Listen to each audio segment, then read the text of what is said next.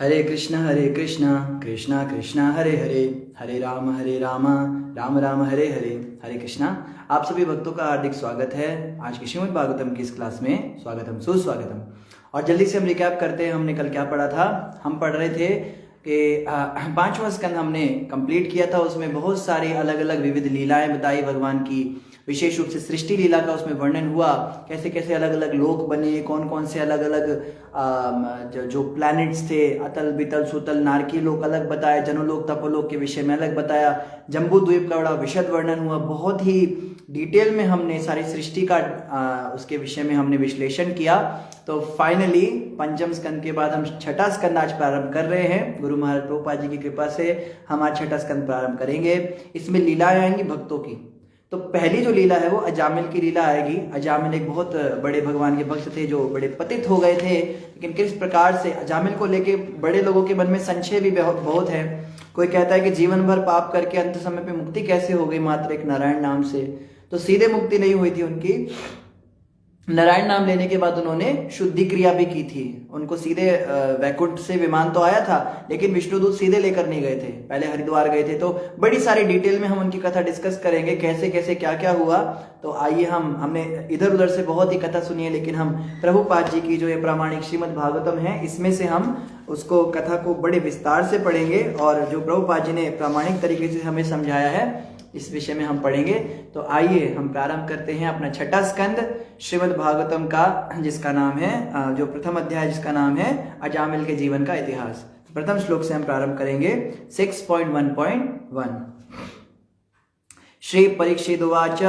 महाराज परीक्षित ने कहा, हे प्रभु, हे शुकदेव गोस्वामी, आप पहले ही द्वितीय स्कंद में मुक्ति मार्ग निवृत्ति मार्ग का वर्णन कर चुके हैं। उस मार्ग का अनुसरण करने से मनुष्य निश्चित रूप से क्रमशः सर्वोच्च लोक अर्थात ब्रह्म लोक तक ऊपर उठ जाता है, जहां से ब्रह्मा के साथ साथ आध्यात्मिक जगत वैकुंठ जाता है। इस तरह भौतिक जगत में जन्म मृत्यु का चक्कर समाप्त हो जाता है। तो शुकदेव गोस्वामी ने पहले बताया था निवृत्ति मार्ग। देखिए भगवद गीता में दो मार्ग बताए हैं, एक तो प्रवृत्ति मार्ग और एक निवृत्ति मार्ग। प्रवृत्ति मार्ग का मतलब होता है अपनी भौतिक इच्छाओं को भी पूरे करते रहना और संसार में इस प्रकार से प्रवृत्त होना कि धीरे धीरे हम उससे बाहर निकलें। और निवृत्ति मार्ग का मतलब होता है अपनी इंद्रियों को पहले से ही विषयों को ना देना, उनसे अलग रहना। मुख्य रूप से प्रवृत्ति मार्ग जो है वो गृहस्थ आश्रम कहलाया जाता है और निवृत्ति मार्ग संन्यास आश्रम कहलाया जाता है। तो संन्यास आश्रम के द्वारा कैसे विरक्ति करके संसार से निवृत्त होकर और कैसे व्यक्ति धीरे धीरे ब्रह्मलोक तक प्रगति कर सकता है, और बाद में ब्रह्मा जी के साथ ही कल्प के अंत में क्या करेगा, वैकुंठ की प्राप्ति करेगा। इस विषय में आपने हमें बता दिया पहले ही। हे मुनि शुकदेव गोस्वामी, जब तक जीव प्रकृति के भौतिक गुणों से संक्रमण से मुक्त नहीं हो लेता, वह विभिन्न प्रकार के शरीर प्राप्त करता है जिनमें वह आनंद या कष्ट पाता है, और शरीर के अनुसार उसमें विविध अभिरुचियां होती हैं। तो कह रहे हैं कि विभिन्न जो प्रकृति के भौतिक गुण हैं उनसे संक्रमित जब तक हम रहते तब तक हम इस संसार में बारंबार जन्म मृत्यु के चक्र में फंसे रहते हैं। कई लोग कहते हैं मुक्ति कैसे होगी, मुक्ति का क्या मार्ग है। कोई कहता है मुक्ति ऐसे होगी, कोई कहता है वैसे होगी, तो गुरु की सेवा करने से होगी, भजन करने से होगी, या मुक्ति के लिए आपको बड़े साधन लोग बताते हैं। तो मोटे मोटे तौर पे यहाँ पे बताया जा रहा है कि प्रकृति के गुणों से जो हमारा संक्रमण हमारे को हो चुका है, हमें जो इन्फेक्शन लगा हुआ है, हम डिजीज कंडीशन में हैं। जैसे किसी को कोरोना जो कोविड-19 आया था उसका वो हो जाता था, इन्फेक्शन हो जाता था। तो संक्रमित अवस्था में क्या होता था कि उसके लक्षण बदल जाते थे। है तो वो मनुष्य ठीक ठाक, लेकिन जब तक उसको बीमारी है तब तक टेस्ट चला जाता है। इस बीमारी का एक लक्षण था, टेस्ट चला जाता है। कोई कड़ी चावल खा रहा है, रसमलाई रसगुल्ला खा रहा है, उसको स्वाद नहीं आ रहा था, उसको लगेगा कैसी बेस्वाद चीजें हैं। है उसमें स्वाद लेकिन उसको नहीं आ रहा क्योंकि वो संक्रमित है। इसी प्रकार से हम लोग हैं तो जीवात्मा, कृष्ण का परमात्मा का नाम लेकर इतना आनंद आता है हृदय में कि उसकी कहने की बात क्या। लेकिन क्योंकि हम भौतिक प्रकृति के गुणों से, यानी सतोगुण रजोगुण तमोगुण, इसके विषय में हम पहले बड़ी लंबी चर्चा कर चुके हैं। सतोगुण रजोगुण तमोगुण से हम संक्रमित हैं, इसलिए हमें आनंद नहीं आता, टेस्ट नहीं आता। हम कृष्ण नाम लेते हैं, हरे कृष्ण कृष्ण कृष्ण हरे हरे, हरे राम राम राम हरे हरे, पर हमें स्वाद नहीं आता। क्यों स्वाद नहीं आ रहा? उल्टा हम कहते हैं कैसा बेस्वाद नाम है, कब तक जप करते रहे, एक ही मंत्र बार बार कब तक बोलते रहे। हमें वैरायटी चाहिए, कुछ नया मंत्र ट्राई करते हैं, आज कुछ नया करते हैं। तो टेस्ट ना आने का कारण ये नहीं है कि इस नाम में स्वाद नहीं, नाम में तो भरपूर स्वाद है, लेकिन हम क्या है, अभी संक्रमित अवस्था में हैं। तो इस संक्रमण कैसे छूटेगा? इन अभिरुचियों का अनुसरण करने से वह प्रकृति मार्ग से होकर गुजरता है, जिससे वह स्वर्ग लोक तक ऊपर जा सकता है, जैसा कि आप पहले तृतीय स्कंद में वर्णन कर चुके हैं। तो क्या होता है ना, जो भौतिक संक्रमण है, इसकी वजह से व्यक्ति क्या कभी स्वर्ग में चला जाता है, कभी नरक में चला जाता है। जैसे जैसे इच्छा करता है या उसके कर्म बनते जाते हैं, ऊपर नीचे उसका आवागमन लगा रहता है। आपने नारकीय जीवन की उन विविध योनियों का भी वर्णन पंचम स्कंद के अंत में किया है, जो पाप कार्यों से फलित है, और आपने प्रथम मनवंतर का वर्णन चतुर्थ स्कंद में किया है, जिसकी अध्यक्षता ब्रह्मा के पुत्र स्वयंभू मनु ने की थी। तो देखो कितना डिटेल में परीक्षित महाराज उनको बता रहे हैं। कथा का मतलब क्या होता है? जैसे आजकल के जो कथाकार है ना, उन कथाओं में इतना आनंद आता नहीं है, क्योंकि उसमें बस एक व्यक्ति बोलता रहता है। जैसे एक भक्त बता रहे थे, वक्ता बकता है, मतलब बकबक करता है, और श्रोता सोता है। बोलने वाला बकबक किए जा रहा है और सुनने वाला सोए जा रहा है। नींद के झरोखे लेते हैं लोग क्लास में, ऐसे नींद आ रही होती है। तो ये कथा का तरीका नहीं कि बस वक्ता बोली जा रहा है। अब सामने जो बैठा है उसको कुछ समझ में आ भी रहा है, नहीं आ रहा है, क्या पता लगेगा। तो यहाँ पे क्या है, सुखदेव गोस्वामी बीच बीच में रुकते थे और फिर परीक्षित महाराज उनको बताते थे कि मुझे याद है आपने तृतीय स्कंद में ये बताया, पंचम स्कंद में ये बताया, चतुर्थ स्कंद में ये बताया। इससे सुखदेव गोस्वामी को थोड़ा समझ में आ रहा है कि परीक्षित महाराज सुन रहे हैं। अब कोई लेक्चर किए जा रहा है, मान लो ऑनलाइन ही है, अब हम तो बोले जा रहे हैं, आपको कोई बात समझ में आ रही है, नहीं आ रही है, आप कितना उसको रिलेट कर पा रहे हो, या कितनी आपके सिर के ऊपर से जा रही है, हमें कैसे पता चलेगा। तो जैसे बीच बीच में कभी कथा के अंत में हम करते किसी का कोई प्रश्न है तो पूछिए। तो जब आप लोग प्रश्न करते हो तो हमें समझ में आता है कि चलो इनको समझ में आ रहा है। प्रश्न ना पूछने के दो अर्थ हैं।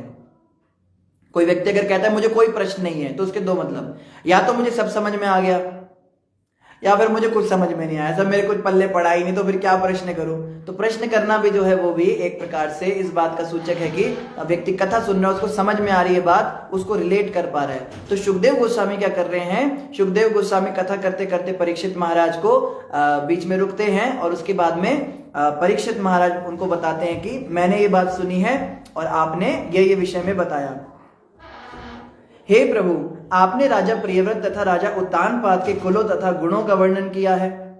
तो प्रियव्रत और उत्तानपाद कौन थे? ये स्वयंभू मनु के बेटे थे।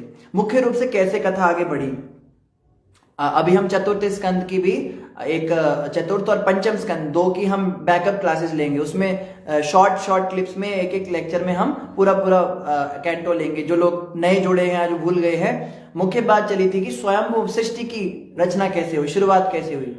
तो सबसे पहले सुखदेव गोस्वामी ने बताया कि पहले मानव जो थे वो स्वयंभू मनु थे। स्वयंभू मनु ने शत्रुपा से विवाह किया और उनके 5 बच्चे हुए। फिर 5 बच्चे कैसे, उसमें आकुति, प्रसूति और देवहूति। तो आकुति का थोड़ा सा वर्णन हुआ, प्रसूति का थोड़ा वर्णन हुआ, फिर शिव जी और दक्ष की कथा आई, वो सब आया। फिर प्रसूति का वर्णन हुआ, फिर जो देवहूति थी उसका वर्णन हुआ। देवहूति से फिर कपिल देव हुए और 9 कन्याएं हुई। फिर जो 9 कन्याएं देवहूति से हुई उनका वर्णन हुआ, उनकी शादियां किस किस से हुई, आगे उनका हमने पिछले कुछ चैप्टर्स में केवल वंश का ही विस्तार पढ़ा। इनका ये नाम था, उनका ये नाम था, उनके ये पुत्र हुए, उनसे ये हुए। फिर जो 2 बेटे थे, बेटों की भी कथा हुई। पहले राजा प्रियव्रत की कथा हुई और उसके बाद में उत्तानपाद की कथा हुई। उत्तानपाद के बेटे फिर ध्रुव महाराज थे, ध्रुव महाराज की बड़ी लंबी कथा हुई। तो अभी हम पढ़ रहे हैं सृष्टि के जो प्रथम, जो फर्स्ट फैमिली थी, डायनेस्टी थी, उसके विषय में पढ़ रहे हैं। कोई कह सकता है किसी के परिवार का इतना डिटेल क्यों दे रखा है? ये तो मतलब जैसे कोई सास बहू का सीरियल हम देखते हैं कि कोई खन्ना फैमिली है, कोई अरोड़ा फैमिली है, उसको दिखाते हैं उसकी बहू ऐसे आ रही है, सास ऐसे बैठी है। ये तो लग रहा है किसी फैमिली का वर्णन हो रहा है। हम तो भागवत सोच रहे थे कि भगवान का वर्णन होगा, यहाँ तो भगवान का तो कोई नामो निशान ही नहीं। इतने स्कंद तो केवल एक परिवार में निकाल दिए मनु शत्रुपा जी के। तो ये परिवार कोई साधारण परिवार नहीं है। देखो, कृष्ण कथा सुन के हम आनंदित हो सकते हैं। कृष्ण कथा सुनने से कृष्ण से हमारा प्रेम जागृत हो सकता है, आकर्षित हो सकते हैं, लेकिन भक्ति करनी कैसे है? अधिकतर जो इस संसार में संख्या है वो गृहस्थ भक्तों की, गृहस्थ लोगों की है। वैरागी लोग बड़े कम हैं। 1% भी वर्ल्ड की पॉपुलेशन वैरागी नहीं है, सब गृहस्थ है, शादीशुदा है। तो उन शादीशुदा परिवार के लोगों को प्रैक्टिकली दिखाने के लिए कि भक्त का परिवार कैसा होना चाहिए, इस परिवार का इतना विशद वर्णन हुआ कि साक्षात भगवान कृष्ण ही कपिल बनकर देवहूति माता के परिवार में प्रकट हुए, उनके गर्भ से प्रकट हुए। तो तो अगर आप में से कोई चाहते हैं कि भगवान आपके परिवार में भी जन्म ले, तो आप कहोगे ये क्या है, तो नामुमकिन है, ऐसे कैसे हो? अरे क्यों नहीं मुमकिन है, बिल्कुल मुमकिन है।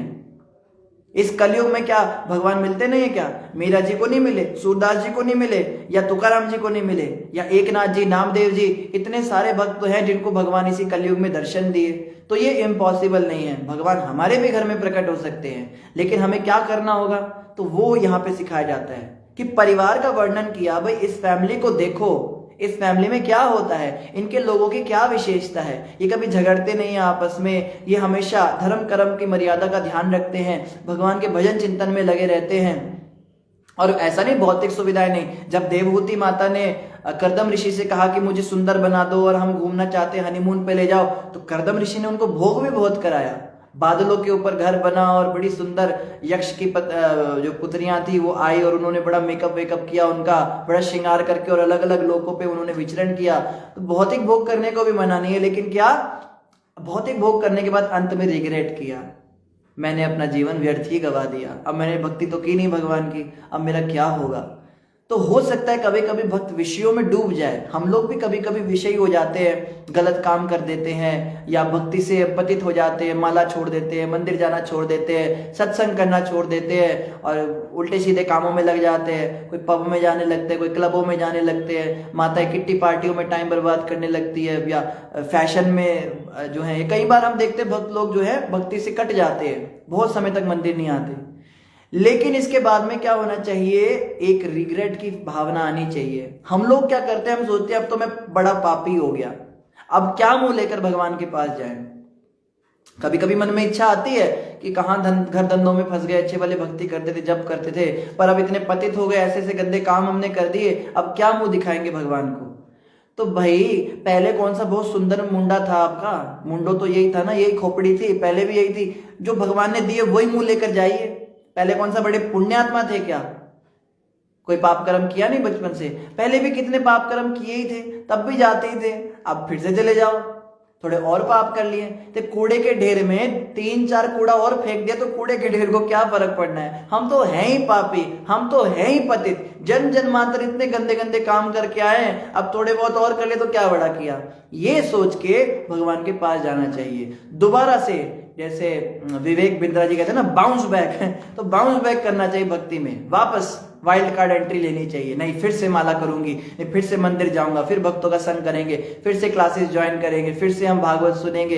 एक जज्बा होना चाहिए, ये नहीं हाय हाय हम तो पतित हो गए, भगवान के तो पास जाने के लायक नहीं रहे, चलो संसार में ही लग जाते हैं। तो ये भौतिक भोग करने के बाद में, जैसे देवहूति माता से हमने क्या सीखा, एक बहुत ग्लानि की भावना आई, और उस ग्लानि की भावना से क्या हुआ, दोबारा से भक्ति में पदार्पण किया, और ऐसी भक्ति कि स्वयं भगवान उनके घर में आ गए।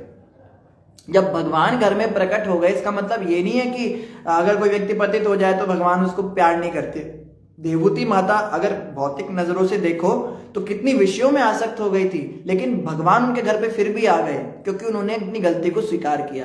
तो इसी प्रकार से हमें इस फैमिली से सीखना था। तो ये परिवार की चर्चा हुई, और उसमें यही बात क्या कर रहे हैं, परीक्षित महाराज याद दिला रहे हैं कि आपने मुझे ये सारी स्वयंभू मनु और इनके घर की जो है पूरी कथा सुनाई थी आपने मुझको।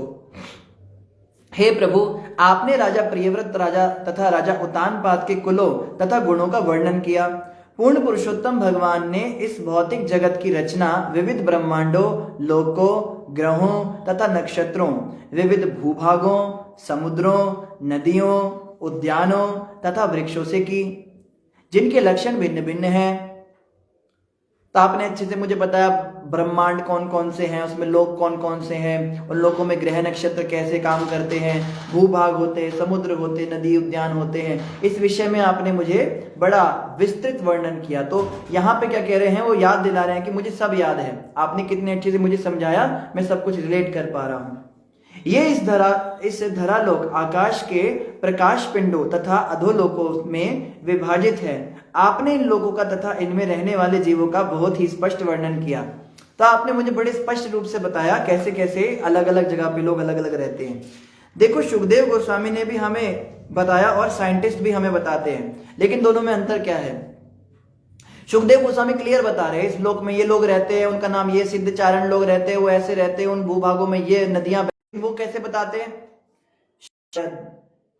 मंगल ग्रह पर जीवन की संभावना है,